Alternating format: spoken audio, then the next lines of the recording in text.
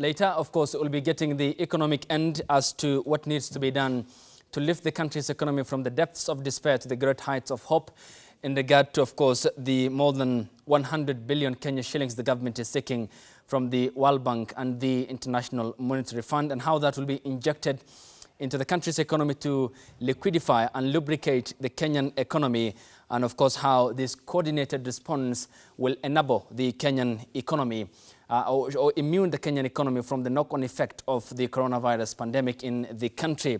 We'll be speaking to economist Darius Okola shortly. Before we do that, though, there has been a lot happening in regard to the political developments in the country, of course now overtaken or completely submerged by the attention on the coronavirus pandemic in the country. Let's have Bwana Director this up on air in regard to Sunday edition, what it managed to portray. Hatuko pamoja, DP William Ruto told in the battle for the ruling Jubilee party, and of course not forgetting what has transpired ever since the handshake in March 2018 between President Uhuru Kenyatta and the ODM leader Raila Odinga. Let's now link up with Mark Bichachi, political commentator, governance expert and communication consultant here in Nairobi. Good morning, Mark Bichachi. Good morning, Ayub. Long time no see. Morning to you. Habari ya asubuhi, my brother. Salama sana, salama sana. At least you're wearing a suit. I'm still in t-shirt. Working from home often proves to be hard, isn't it? It's quite the challenge. It's quite the challenge. All right. Now, let's get direct into it. The handshake has given President Uhuru Kenyatta the power to pursue a vision. And while he seems to be on the right trajectory in regard to that, how does President Uhuru Kenyatta equally address the disgruntled political players in his party, led by his deputy William Ruto, and more or less the unfortunate political posturing by the Tanga wing of his party? Well, you've just put it quite correctly. It is impossible to marry Uhuru Kenyatta's agenda and Tanga's agenda. They are incompatible simply because Tanga chose from the beginning to view the handshake between Raila Odinga and Uhuru Kenyatta as a ploy to get Raila Odinga elected in 2022. They never saw it as something that's going to unite the country. Secondly, they totally refused to listen to the president when he asked them to stop campaigns, early campaigns, and focus on building the nation. And we can see right now that if we had focused on building the nation, we'd be more prepared for COVID, for example. So as long as those agendas remain incompatible, for as long as William Ruto and his team view the handshake as a ploy to remove him from the Jubilee candidature of 2022, then it is practically impossible to join the agenda of President Uhuru Kenyatta and his deputy. The two are like oil and water right now. Okay, and mentioning that, there is the aspect of the political conduct of players and political parties in this country in regard to, of course, what has transpired ever since 1992. Looking at the current developments in the ruling Jubilee party in regard to the continuous widening of the gap and the factional interest between the group that supports the handshake and the group that supports the DP, William Ruto's 2022 quest, is it destined for disintegration? You're asking whether it's destined. It's already disintegrated. There is no Jubilee. Jubilee is a party that is in government and in opposition against itself at the same time. And you know how the saying goes: if the center does not hold, things fall apart. And in Jubilee, things are for sure falling apart. So the cosmetic is right. The lipstick is still right in the sense of the paperwork at the registrar of political parties. But the honest truth is Jubilee as a singular unit ceased to exist months after the handshake.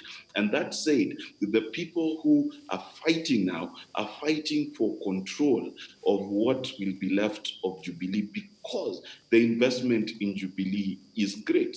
Now, why are they fighting for it? They're fighting for it because if you are going to run as a former vice president or deputy president, you need to show a legacy. You're not going to run and just show up as though you came from the blue sky. So he needs something that has pedigree, something that has institutional memory to be able to run in 2022. Because remember, it's not going to run away from the fact that the Uhuru Kenyatta legacy is the William Ruto legacy.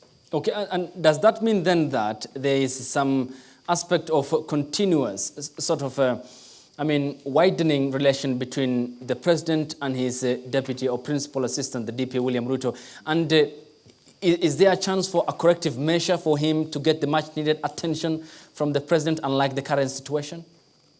Well, the only way that happens is if the president abandons the BBI initiative and abandons Raila Odinga and says that he's going to support William Ruto. That is William Ruto's line in the sand. Uhuru Kenyatta's line in the sand is he's focused on ending corruption, which again seems to be to ruffle Tanga Tanga the wrong way. He's focused on the Building Bridges initiative, which absolutely rubs Tanga Tanga the wrong way. So the lines on the sand that they've drawn for each other are too far apart for them to meet in the middle. Then you must also understand that for Uhuru Kenyatta, he has no skin in the game anymore. He's not interested in 2022. His interest is legacy and the nation at large. So as long as those two things remain as separate as they are, the corrective measures that could happen can only happen if the two gentlemen are willing to drop the gauntlet. Okay, I'll come to the tough task of uniting a politically divided nation, a restive mountainous region in Mount Kenya, and equally how President Uhuru Kenyatta will be walking out of the political stage. But talking of corruption, this is what has happened in the last 2 years in terms of the projections given by the National Assembly report on Committee on Environment and Natural Resources. In the 2016-17 financial year and 2017-18 financial year, the Treasury released 120 billion to fund the construction of 8 mega dams, Aurora and Kimore dams, of course, included, none of which has never come to see the light of the day. It means mathematically that Kenyans have lost in the last 2 years 60 billion in 1 year, 5 billion every month, 1.7 billion every day, 70 million every single hour under the current government. If this is the real fight against corruption, there's much that needs to be done, isn't it, by the president, aside from, of course, the sort of soft gloves that state officials are handled with in the country. Well, you're quite right. There's a lot that needs to be done, and there's a lot that needs to be done, not just in terms of the prosecution side. You need to look at the side of the political games that are played in this country. You must understand that a lot of those who are corrupt, where do they find safe haven? Which of our political players are willing to give safe harbor to IT2, safe harbor to the various different people who are corrupt? So the whole 360 war against corruption is going to rise and fall, A, on political goodwill, and B, on Uhuru Kenyatta's ability to run a marathon and not a sprint. Because if we make the fight against corruption a sprint, then you're going to fail. Look at the case of the magistrate who was recently arrested for breaking quarantine and social distancing laws. Look at how the judiciary has stepped in to protect someone who's done an obvious crime. When you look at it that way, you understand that the problem is that we have an institutional framework that supports corruption. And the only way to do that is to disrupt those institutions, which is why we must commend even the current fight between the deputy president and the president. Because what that has done is it has shown a clear schism between those who are pro-corruption and those who are anti-corruption. And that's the only way you've got to fight. You've got to unmask those who are benefactors of corruption, which unfortunately COVID-19 cut short a very interesting story concerning one Rashid Echesa, if you remember.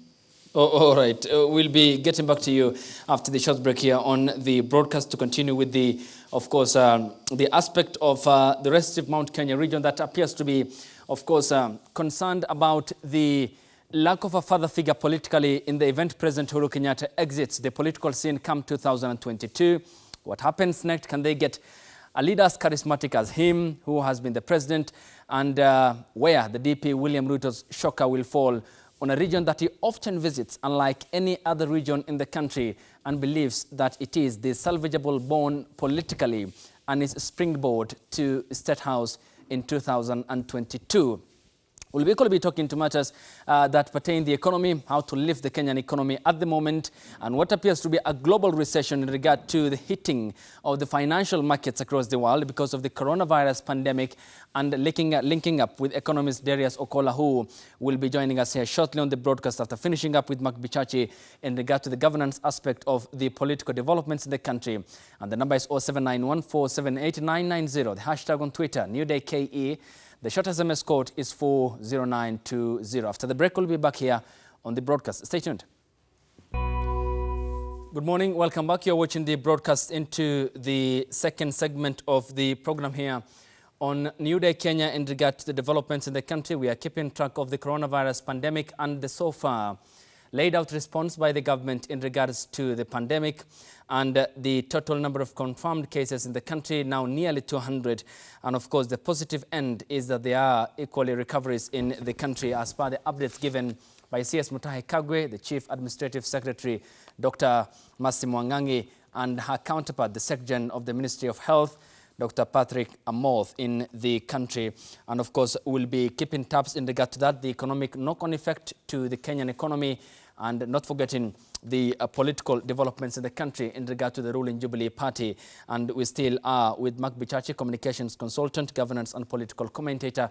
Mark, to just continue from where we left off, in terms of heading off all these problems that seem to be on his way, the DP William Ruto has, of course, many options on the table. Politically, then, which option do you think is most available, the most needed option for him to attain one goal, and that goal is to be the commander-in-chief come 2022? He has one major thing, one major hurdle that he has to overcome. That hurdle is what coalition will he form, what friendships, what support from major political players can he pull together. So far, he looks like a lone ranger. He looks like it's WSR versus the world. And the danger of that is that the more isolated he seems, is the more he gets into the trap that Raila Odinga fell into, where on one side you've got Ruto phobia, and on the other side you've got Ruto mania. And the problem is, the more he remains isolated, then for sure, the more he remains a sitting duck. So he must build coalitions. Getting a political party is not a problem. Even staying in Jubilee is not a problem. But can he put together a coalition that will unite Kenyans enough for them to support him? That is the question that William Ruto has not been able to answer. And then politically, then, in your view, in terms of the analysis politically, what makes you believe that going down the same path will not yield the same result? I mean, in this case, the DP William Ruto, as was the case, of course, vis-a-vis what happened to Raila Odinga in the Grand Coalition government, and possibly the fate of the ruling Jubilee Party. Well, of course, the truth of the matter is coalitions and MOUs and agreements in this country are trashed 2 seconds after an election. In fact, William Ruto should count himself very lucky, because in both 2013 and in 2017, he had the privilege of having his promises kept. He had the number of CSs that he wanted. He had the number of parastatals. The heads of those parastatals came from the Tanga wing. So he's had pretty much what he wanted from a coalition government, which is why some people argue, what is he owed? Because in 2013, he had half of the government as promised. But will he get that all-important endorsement from Uhuru Kenyatta and therefore get 100% of the Mount Kenya vote? Because Jubilee as a party is competent in beating Raila Odinga only when it has 100% of the Kalenjin vote and 100% of the Mount Kenya vote. If you tamper with that mathematics, things are difficult. And unfortunately for William Ruto, is the likes of Boni Khalwale and the people who had promised him that he would be able to conquer different regions of this country, so far they failed, as has Aisha Jumwa failed in bringing the coast to William Ruto. Okay, noting that, 2 final questions here. Then, of course, the current state of the opposition NASA coalition is not healthy. I mean, You talk about the statements issued by Ford Kenya party leader Moses Wetangula, who said it's on deathbed, it's oozing blood. You, of course, take a look at the statements equally echoed by the brainchild Musalia Mudavadi and the ruling Jubilee party not faring well equally politically. Then does it mean, or does it reveal the rotten state of the domestic political status in Kenya that has been rife since 1992? Well, of course, the political parties are awash with all manner of madness and incoherent behavior. But please be wary of quoting Wetangula as a credible source, because I remember he said that the NASA divorce will be bloody and it will be messy. 2 years later, we have not seen a spot of blood.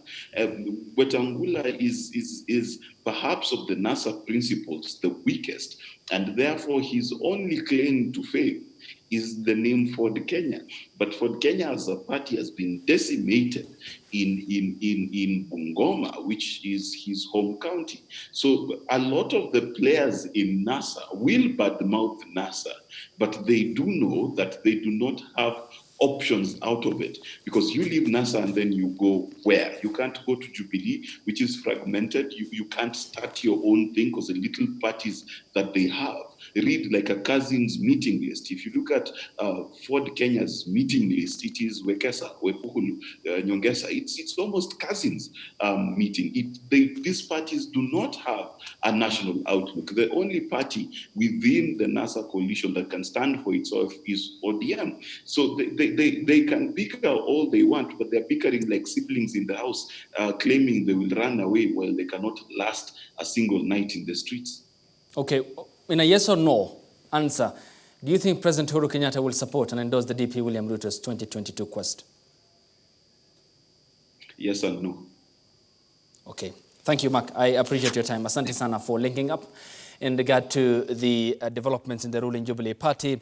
As to the guardrails required politically in this country for political parties to remain, of course, based on ideologies and principles in regard to what they offer during the campaign period in the country in terms of the pledges that they, of course, make before getting the authority and the mandate from the people to govern. We'll be linking up with Darius Okola shortly. Thank you for that update. That is, of course, from the Voice of America, Washington, D.C., in the United States of America. Let's now link up with Darius Okola, who is an economist, a writer on the Kenyan economy and the global, and of course, he is joining us live from Nairobi, I presume. Good morning, Darius. Good morning to you, Mr. Ayub. How are you doing? Morning to you. We are faring well here. How is working from home?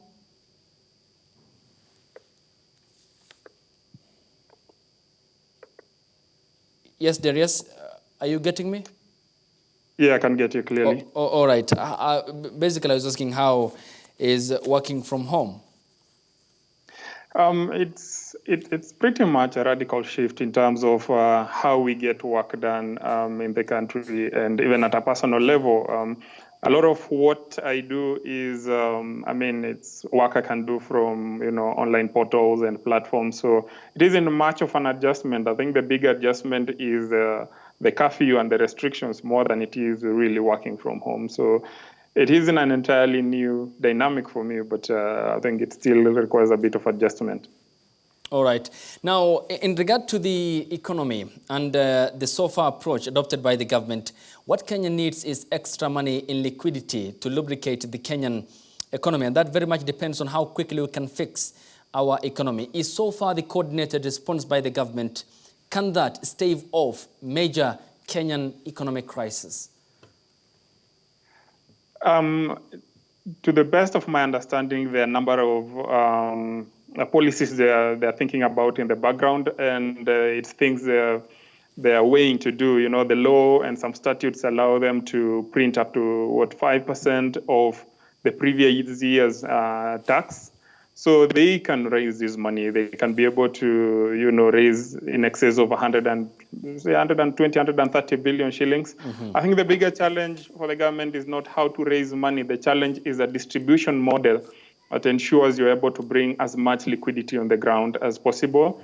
And also, of course, bringing up the conversation about special drawing rights on international institutions like the IMF and the World Bank. So that those two should provide enough liquidity. The challenge they are facing right now, and I don't think it's something they've had a proper solution to it, is the distribution model for this money that's been raised to show up liquidity in the markets.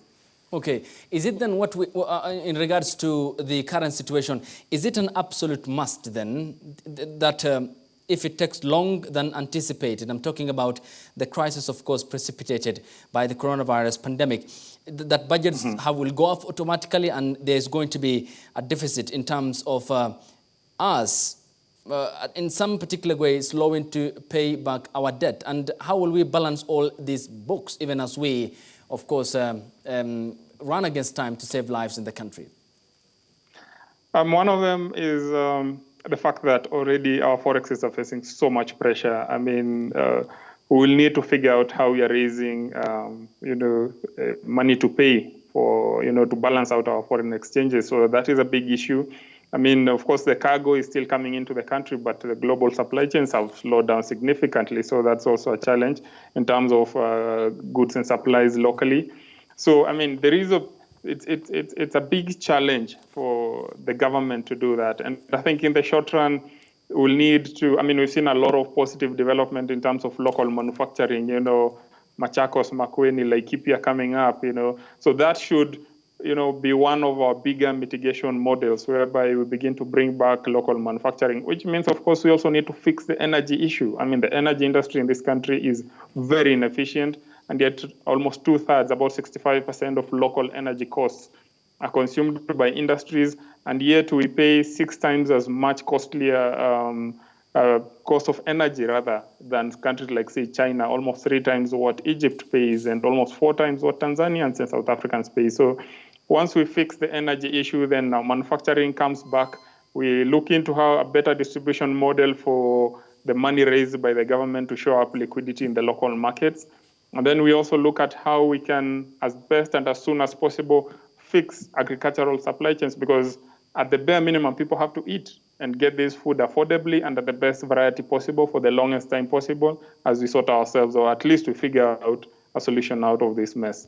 Okay, and in terms of the COVID-19, in regards to the Kenyan chapter, as is the case with the international, front, the two most critical aspects that have been affected are the hotel industry and the airline industry.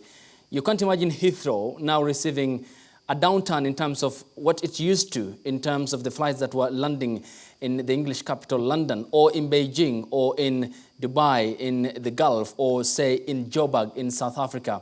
How does the government then uplift, and what is the status in regards to what the government is planning to inject to lubricate these important sectors, and tourism, not forgetting, which is a backbone in our Kenyan economy? I think at the current moment, considering it is a big industry. It's one of our big revenue earners, so of course we have to think about that. But it comes with a unique and a very special challenge, which is that we've made it so dependent on the foreign, tourism rather than local tourism. And so there's a conversation to be had in terms of if we are pumping liquidity into a lot of labor-intensive industries in the country to enable them get the liquidity and get people back to work. Basically, one of the things we also have to do is consider tourism in there, which means we'll have to make do with the fact that we'll take a dent in terms of foreign, incomes from tourism. But we can encourage this. We've done it before in terms of encouraging local tourism in the country and encouraging Kenyans to visit the conservation spaces and the leisure spaces as part of, enabling, money velocity in the economy. So it's one of those unique industries that, answers a lot, is a critical cog of the economy, but we'll have to rethink how it works going forward, especially in the medium to, short to medium term, where a lot of people, international are not traveling, even if we decided to market to them. And we've made that marketing to them as a critical aspect of survival of that industry without seeing these, vulnerability brought about by this kind of a pandemic. All right. Especially on global. All right. It certainly is clear because we have not been saving for a rainy day in the country in terms of our economy, because as we speak at the moment, we have a budget shortfall of about 1 trillion Kenya shillings. That was by February, according to the projections given by the National Treasury. But it's equally important that we spend now, and that vis-a-vis or simultaneously in regard to the extraordinary levels of debt that Kenya needs to pay. How do we balance these books then, even in the midst of this calamity? We need to start thinking about, number one, how to effect capital controls. We can't have NSC shedding 200, 300, 400 billions, consistently, over such short periods of time. So we need to start thinking about capital controls, which number one will help us protect our foreign exchange reserves. Number two, we have to start having conversations about debt rollovers, possible debt cancellations, and those two should enable us at least to buy some wiggle room in the short run to be able to figure out our debt structures locally, so that, again, we can start growing our businesses long enough to expand the taxation pool to provide the kind of revenue needed to pay for especially the foreign, dominated debts. We have to find debt rollovers and, debt amnesties and, some re-engineering of these financial debt packages in a way that gives us wiggle room, because we cannot be able to pay for them at this point. It's just not possible under current circumstances. All right. Now, taking stock of what has happened, of course, post-World War II in 1945, in the European context, it led to a new social contract that led to the formation of course, social welfare states in the EU. In our Kenyan context, post-COVID-19, when the dust settles and we shake off all the, of course, COVID-19 problems, what do you think then that we can inject in our economy in terms of Kenyans having affordable healthcare, which is accessible to all Kenyans, and perhaps can that also be the door with which we can realize the full implementation of the universal healthcare coverage in Kenya? Yeah, I mean, one of the big mistakes that the European Union and the wider Euro-America made in the 1970s, they seem to forget it within, 20, 30 years. They let go of the welfare structures by allowing the financialization of basic stuff like education, healthcare, water, housing. In such a way, these are supposed to be facets of a society that are largely shored up by welfare structures, but also you want to keep private capital out of it, and that's not something they seriously thought about. I mean, Thatcher and Reagan came in and messed them up. And of course, we had this issue also here where education and the healthcare sector and water are largely, getting into private hands. So one of the things we need to fix in the short run is to get private capital out of these sectors of society. Make sure we double or triple government investments in healthcare, the blood banks, medical research, hospital institutions, ward bed capacities, also in the education sector, ensure that the public, primary, secondary, university, and the curriculums all work, in a way that are affordable to as many people as possible in the society. So that should be the first step. Number two is also looking at a way of democratizing capital. And one of the biggest ways to do that is to avoid this neoliberal marketization, and pushing capital into pretty much every sector of society, and ensuring that these modes or factors of production are accessible to as many people as possible. And one or two or three ways of doing that is bringing back cooperative societies, bringing back building societies, bringing back credit unions, these vehicles, these investment and monetary vehicles that are owned by hundreds, if not thousands or hundreds of thousands of people, such that you have as many people having access to factors of production within their meager income. So that is the two critical ways you can go about it. Keep them out of the basic sectors of society, the private capital that is. And number two, ensure as many people have access to capital as possible through these kinds of vehicles like cooperative societies, chamas and, what have you. All right. Away from the Kenyan context, let's now take a look at the hit taken by the financial markets in the European Union and in the United States of America. Of course, what's happening in New York has led to a slump in terms of the performance of the New York Stock Exchange. And the EU appears to be fragmented in terms of who will offer the leadership needed on the European front.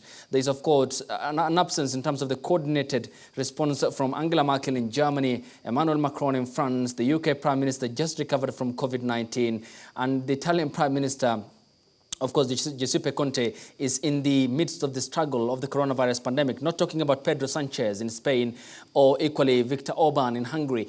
But what will glue the European Union post-COVID-19, now that we also have a White House under Donald Trump, which appears to be failing to offer lessons, as was the case, which were vital under Obama in the 2009 financial crisis? I think one of the, the best sold myths within geopolitical maneuverings is the idea of a single factor Europe as a continent. I mean, it has as much diversity as we can see in the African continent. And in a sense, there have been divisions, I mean, beginning with the Eurozone crisis, 5-10 years ago. And they have been there, but in many ways, they've managed to keep, this idea of a single European bloc. And in many ways, they've effected certain administrative trade and policies that, create a semblance of unity.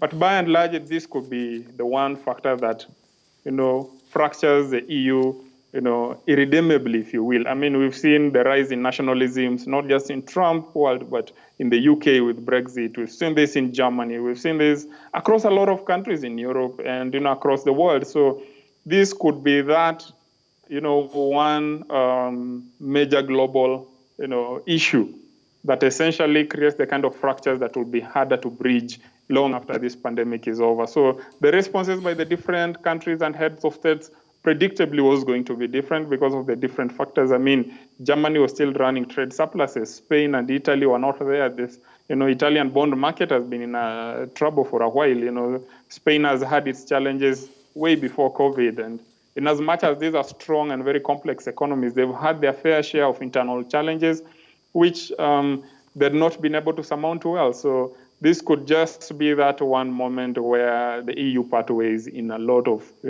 different sectors and corporations. All right. Asante sana, Darius Okola, who is an economist, in regard to giving us a perspective as to the response so far economically the government has lined up, and so far how that response is faring and how many Kenyans are looking up in regard to the government's response, and whether this will be the lifting point of the Kenyan economy in regard to the size and the speed of the policy response so far the government is rolling out to ensure that the Kenyan economy is immune, is wrapped up in immunity, and is cushioned from the effects of the coronavirus pandemic. And good afternoon to you, Darius, and we appreciate your company here on the broadcast. After the break here, some stories coming up for you in regard to also taking a look at the other aspects of the coronavirus pandemic in regard to the effect it has had on some South American countries, including Ecuador. And we'll be linking up live with Professor Julius Oyugi from the county of Kisumu, who is virologist and heads a department at the University of Nairobi in regard to the infectious department. And we'll be talking about the innovation of ventilators by the students at Kenyatta University, whether Kenya has the capacity but was incapacitated, and the so far medical response the government has offered in regard to the coronavirus pandemic, and the projections given by the Ministry of Health that by the end of this month, mathematically, Kenya will record 10,000 coronavirus cases here in the country. We are at 13. Some 17 days before the month ends, and we are at 197. Therefore, we'll see how that mathematically, the modeling and how that work was done in terms of the projections and the prophecy by the experts who are handling the matter at hand at the moment, which is the coronavirus pandemic. And the number is 07914 78990. The hashtag on Twitter, NewDayKE. The short SMS code is 40920. And before we finish up later on the broadcast international scene, the plots, the maps, the impact in Europe, in Asia, in America, and in Latin America, and equally in the African continent in regard to the coronavirus pandemic. Stay tuned. We are coming back after the break here on the broadcast. Good afternoon. Welcome back. You're watching the broadcast. This is New Day Kenya, and we are into the final segment of the program here as we also take a look and take stock of the developments in the country in regards to the coronavirus pandemic and the response so far by the government. Let's now link up with Professor Julius Oyugi from the county of Kisumu, and he's joining us by way of Skype, and we'll be talking to him about the response outlined so far by the government. Good afternoon, Professor, I appreciate your time and company here on the broadcast. In regard to what has been happening ever since from day one, when you confirmed the first case, then the government directive, restrictions of movement, of course, from the 4 counties of Mombasa, Kilifi, Nairobi, and Kwale, and where we are with regards to the ventilators developed by the Kenyatta University student. What is your take in regard to the response? Are we faring well? Thank you, Ayub, for having me once again. I think since we identified the first cases of COVID-19 in this country, the government has done a good job so far. Remember, the initial cases were imported cases. They were able to, net down, pick these individuals and their contacts, isolate them, quarantine them, test them, and from there we have been seeing the numbers of those who are positive for COVID-19.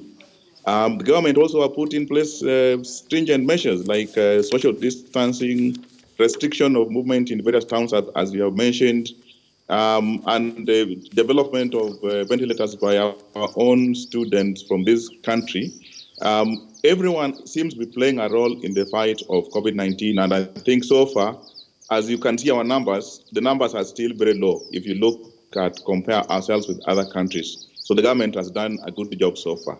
All right, and in terms of of course, this innovation, does it bring to the fore, or does it lay bare that there is a capacity in ourselves or amongst us that we have been incapacitating? And how do we build on that in terms of Kenya becoming an innovation hub, not only for the coronavirus pandemic, even in the post-corona world? Then it's inevitable for another pandemic, it will crop up. Then how do we play our role in the future, in the foreseeable future?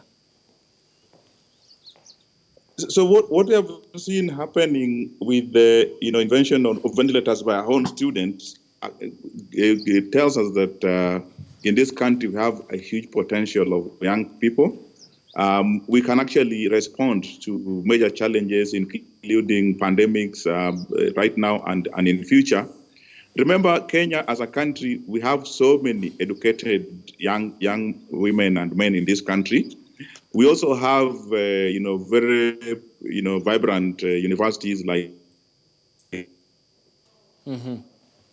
our University of Nairobi, where I come from. The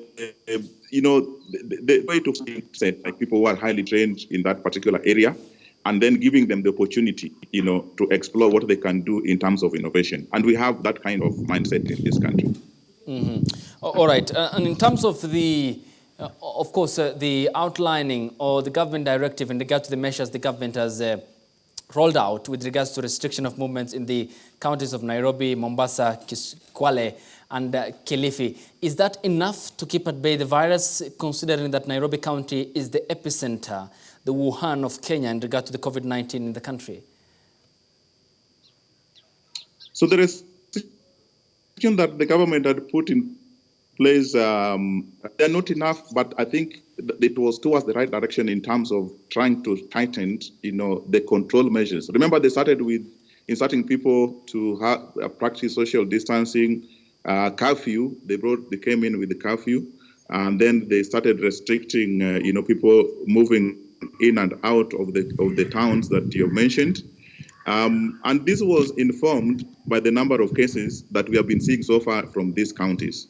So what it basically means that if you can restrict, people moving in and out of the areas that we consider as epicenter, you can control the spread of this virus to other counties, and that can give you an opportunity to move in with intervention to even further controlling from spreading to other people within those towns. Let's now get back to Professor Julius Oyugi standing by from the county of Kisumu in regard to finishing up with our earlier discussion, an interview here on the broadcast. It's lovely to have you, Prof. This was the question, and there is, of course, one of the renowned infectious disease expert and a Swedish national who argued that there's no need for lockdowns to restrict people's movement because that will have an impact on the economy. His argument that we should embrace death now so that the people can mingle, even with the idea of opening up schools, saying that children less than 15 years are not as vulnerable as are older people and people with chronic illnesses. Is that a path or an idea that we can pursue as a country? You remember in Kenya, we have not actually reached a stage of what we call lockdown so far. What the government has been doing is, trying to bring in measures as they monitor the number of new cases and where they're coming from. And, each country is different in terms of how they fight, the spread of COVID-19. And Kenya is different from other countries. Remember, one of the things, and this is my fear as a virologist about this COVID virus, is that, if you get infected with COVID-19, 80% of those who test positive end up with what is called a mild disease. This is a flu-like kind of disease where you don't get severe pneumonia. And such individuals, they may be walking around in our society, within our, homes, supermarket, everywhere.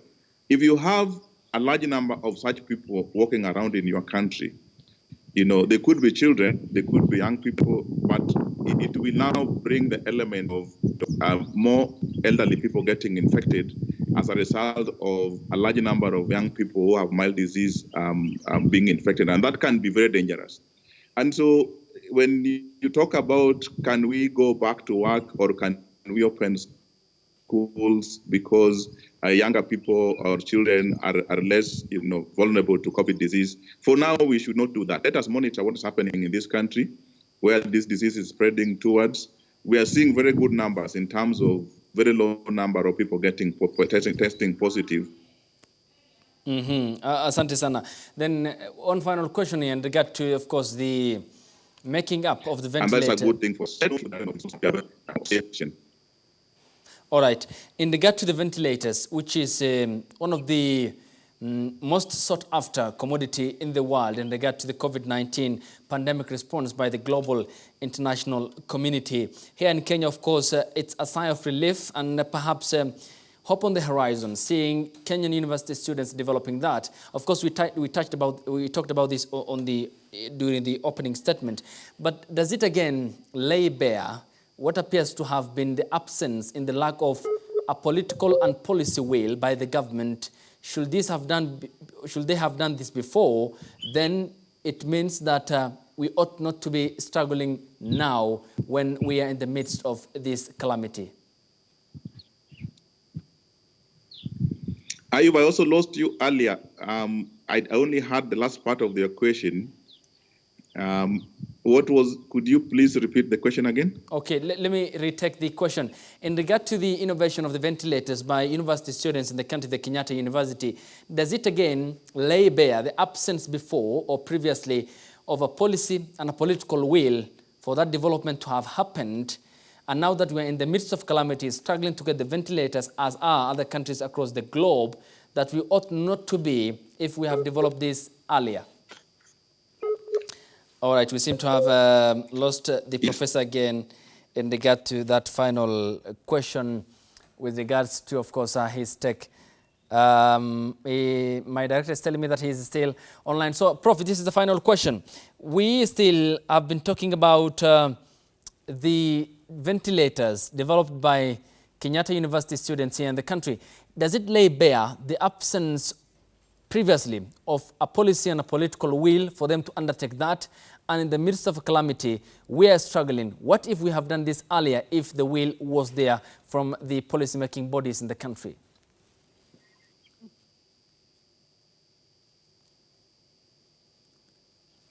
I get that question, the whole of it. I miss again. Okay. Talking about the making of ventilators, is that correct? Yes, but the development and the lack of the absence in terms of the policy and the political will for that to have been done earlier so that we would not struggle where we are at the moment in the midst of the calamity. So, again, let me respond to, based on what I heard, you are trying to ask the fact that the students from KU made a ventilator And, if there was policy and political goodwill earlier, would we have been having these ventilators earlier? And should it have helped us to prevent the transmission, reduce the numbers to be lower than what we are seeing now? Was that the question, Ayub? Right, yes. Go ahead, please. Yeah, so remember that IU ventilators are not actually the frontline, strategies used for preventing the transmission of COVID-19. Ventilators are actually used for people who have tested COVID positive. Their lungs are failing. These are people who have severe, COVID-19 disease. The things that would have worked, which has worked very well in this country in terms of controlling the spread of COVID-19 was the intervention that we have been talking about so far. The social distancing, use of masks in public, places, hand washing, using of sanitizers, and even, quarantining of people who have, symptoms that suggest that they could be infected. These are the first line defense or mechanism to prevent the transmission of the COVID-19. So ventilators are used much later for people who have severe COVID-19 disease. They play a role in terms of, if we are ending up with a lot more people who are developing severe disease. But for Kenya, we have not reached that stage where we are seeing a lot of people with COVID-19 developing severe disease. All right, Professor Julius Oyugi joining us from the county of Kisumu here in the country in regard to, of course, the coronavirus pandemic and the so far laid out response by the government, whether that's enough to stave off the country in terms of the health crisis that is moving out to be economic crisis, and one that is likely going to be precipitating a global recession as per, of course, the estimates given by economists in the country and beyond. Thank you so much and good afternoon. Thank you, Professor Oyugi. He is virologist at the University of Nairobi and at the Department of Infectious Unit at the same institution. So we now get the international update as we wrap things up here on the program in regard to the pandemic. So we'll be moving to the big screen to take a look at the important stories equally highlighted by the tracking website of the Johns Hopkins University in terms of the coronavirus pandemic and how that is panning out to be in regard to, of course, what needs to be done by the World Health Organization in regard to the pandemic and the so far response by the World Health Organization. The number now, the magic number, 1,850,966.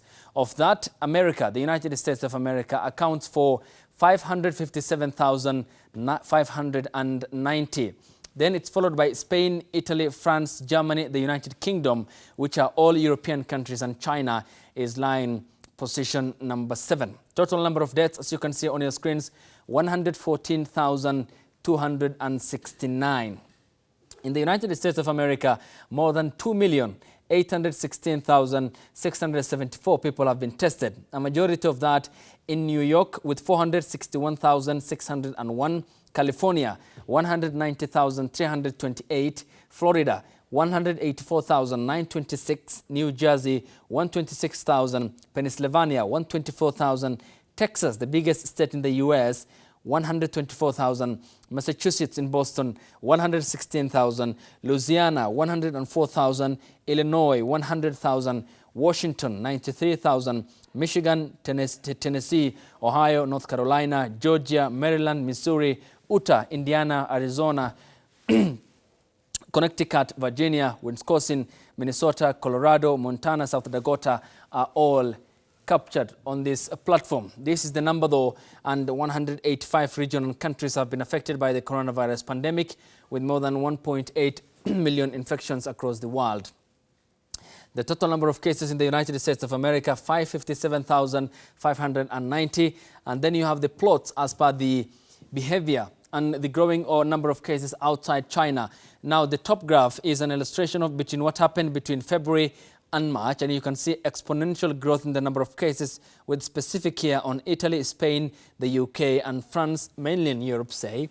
And you have the curve that continues to flatten between February and March in China, which perhaps is a continuation of cases that are recorded from outside China and not within, especially the epicenter of the outbreak of the virus, which is in Wuhan City in Hubei province. Then you have the outlook here in regard to the general sense of the impact it has had across the world and the number of deaths and the number of recovery. And then you have this mapping of cases of COVID-19 in the world. And now the United States of America is the epicenter of the coronavirus pandemic across the world. Now, when you come to the BBC, it has highlighted cases in the African continent: Nigeria, Senegal, South Africa, Togo, Cameroon, Burkina Faso, Ivory Coast, the Democratic Republic of the Congo, Kenya, Guinea, Ethiopia, Seychelles, Rwanda, Namibia, Mauritania, Ghana, Gabon, the Equatorial Guinea, Congo, the Central African Republic, Tanzania, Somalia, Liberia, Benin, and the list goes on and on and on. So when you come here, you can see how it has led COVID-19, pollution also downwards in northern Italy, for instance. This is the city of Milan. In January 2019, it was looking like the right-hand image on your screen. By March 2019, this is how it was looking like. By January 2020, this is how it was looking like, and Milan looks like this by March 2020, last month, which means that factories are no longer producing, and there's pause in production not only in Italy but equally across the world, and China to be specific, and the United States of America. So when you come to the next button here, what we have is a graphical representation of a cut in the number of flights by 2/3. Now, this is an illustration of Heathrow. It's in the English capital, London, and an epicenter of a busy airport, to be specific, if you were to give an example, in the European continent. Now, it means that only 1,615 flights were recorded by 27th of March 2019, and on Wednesday, March 25th, 525 flights. And that's, of course, according to the flight radar in regard to the aviation industry, which is taking a hit in regard to the coronavirus pandemic. And perhaps this explains why an airport like Heathrow in Dubai, in Beijing, in China, in Hong Kong, in Singapore, in New York, are all continuing to experience the hit in terms of the airline industries, and airlines across the world are no longer busy because of a cut in the number of flights across the world. For instance, no European flight can land or touch down in the United States of America following that ban. Neither are flights from the African continent largely to other parts of the world, for instance in China, because Africa trades about $200 billion with China than it even trades amongst itself. So you can imagine the Kenya Airways, the Ethiopian Airlines, Egypt Air, Rwanda Air, all going to Beijing or the other parts of China. All that brought to a halt across the world, and it's a universal hit taken by airlines across the world, and perhaps one that continues to affect the global economy in regard to, of course, the coronavirus pandemic and how they will recover. Some estimating that it will take about 5 years for the airline industries to get back to normalcy. And that, of course, is in regard to the effect in the aftermath and the knock-on effect that the coronavirus pandemic has had on the airline industry, the tourism, hospitality, the global economy. Some suggesting that it is more or less a case of a repeat of the 2008 financial crisis, some even going further. Citing the 1929 Great Depression in the world, which led to a contraction of the global economy, and the lack of course, absence or lack of leadership in regard to who is at the White House. Obama in the financial year in 2009 made sure that the European countries came together, addressed the global financial crisis, which led to, of course, the bailing out of countries like Greece, which were, of course, feeling the pinch of the financial crisis by the Eurozone, which is in the European continent. Trump misjudged the virus from the onset. America is taking the hit. It is at the epicenter, and now that lack of leadership still is what's concerning many Americans as they head to the ballot in November 2020 in a populist, nationalistic election year ahead. I'll be back here with the 1 p.m. news in about 25 minutes' time, and you will be, of course, tuning for that. The number is 0791478990, the hashtag on Twitter, New Day KE. The short SMS code is 40920. We'll see you tomorrow for New Day. Up next in 25 minutes' time, 1 p.m. news. Good afternoon.